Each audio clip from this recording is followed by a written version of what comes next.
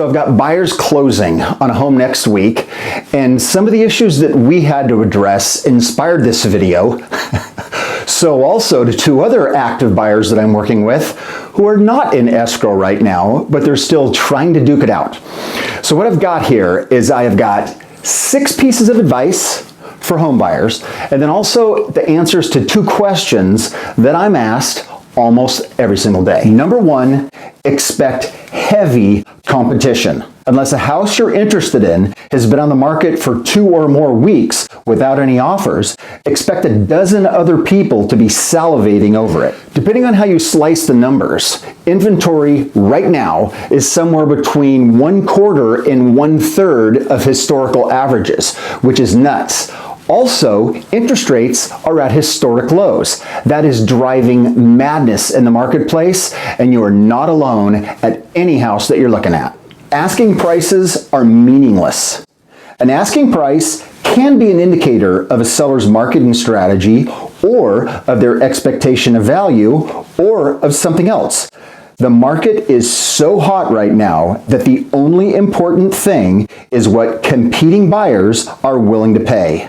In the last month in Orange County, there have only been 4 cities out of 46 where the average selling price wasn't at or above the listing price, which is nuts. And if you look at the numbers furthermore, almost all of those are homes above $2 million. A new listing right now is like throwing chum into a shark-infested water.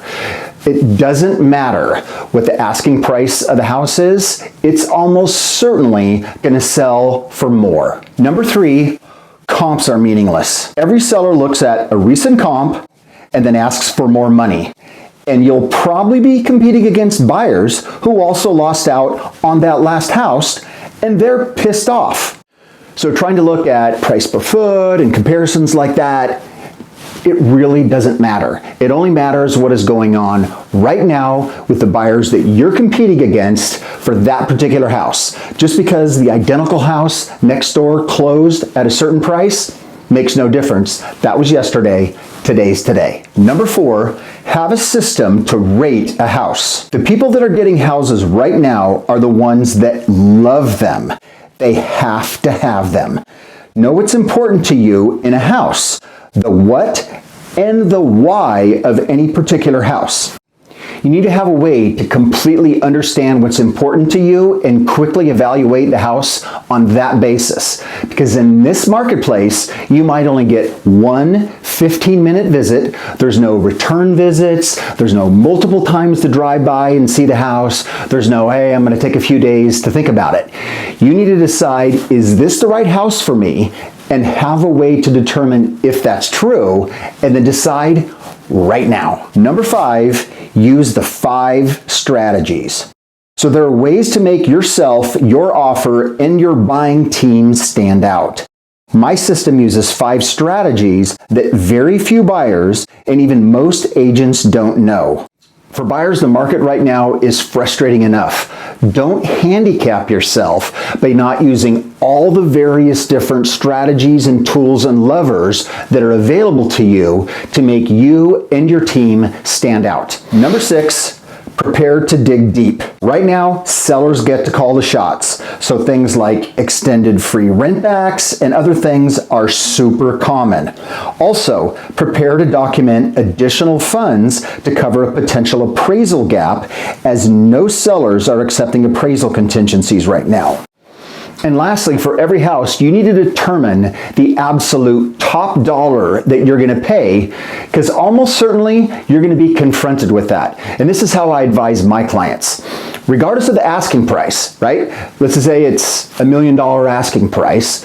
You need to decide what you'd pay for that house, and then say, okay, if they were asking $1.3 million, is that number the same?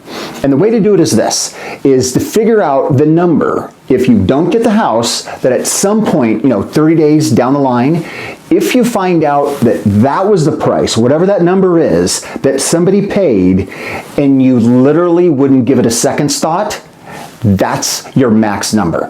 I had clients a few weeks ago. They had a similar circumstance like that, and the closing price ended up being 30 grand higher than their highest offer. And they were like, "Are you kidding me? We would have paid an extra 30 grand. And I was like, that's not what you told me.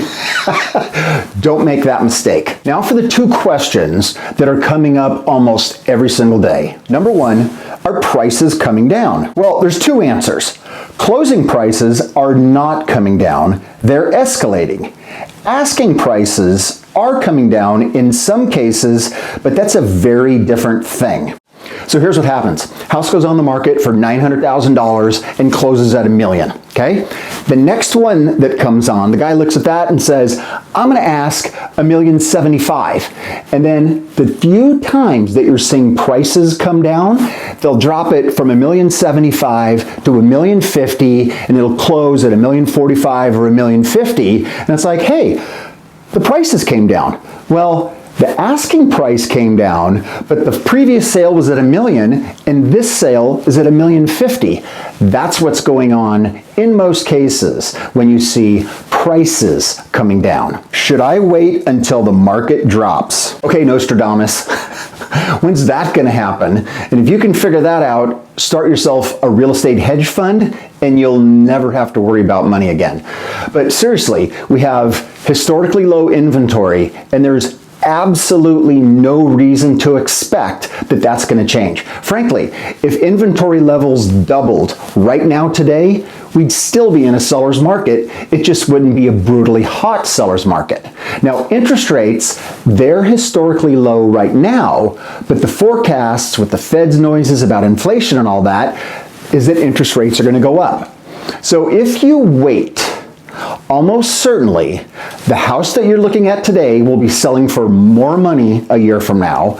And because the interest rates are higher, it's going to cost you more on a monthly basis as well.